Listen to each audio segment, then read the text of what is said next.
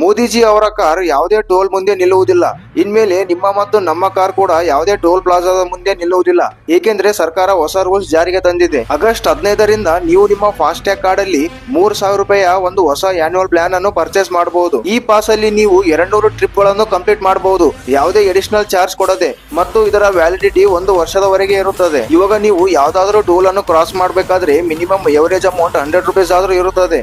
ಆದ್ರೆ ಆಗಸ್ಟ್ 15ರಿಂದ ಈ ಹೊಸ ಪ್ಲಾನ್ ನ ಪ್ರಕಾರ ಎವರೇಜ್ ಅಮೌಂಟ್ 15 ರೂಪಾಯಿ ಆಗುತ್ತದೆ. ಈ ಮೊದಲೇ ಹೇಳಿದ ಹಾಗೆ ಪ್ಲಾನ್ ನ ವ್ಯಾಲಿಡಿಟಿ 1 ವರ್ಷದಲ್ಲಿ 200 ಟೋಲ್ ಗಳನ್ನು ಕ್ರಾಸ್ ಮಾಡಬಹುದು.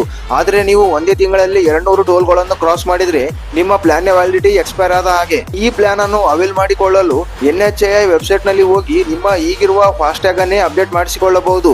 ಇದೆಲ್ಲ ಕೇವಲ ನಾನ್ ಕಮರ್ಷಿಯಲ್ ವೆಹಿಕಲ್ಸ್ ಗಳಿಗೆ ಮಾತ್ರ ಅನ್ವಯವಾಗುವುದು. ಇಂಥ ಇಂಪಾರ್ಟೆಂಟ್ ಆದ ವಿಷಯವನ್ನು ಕಾರ್ ಓಡಿಸುವ ಎಲ್ಲ ನಿಮ್ಮ ಗೆಳೆಯರೊಂದಿಗೆ ಶೇರ್ ಮಾಡಿ.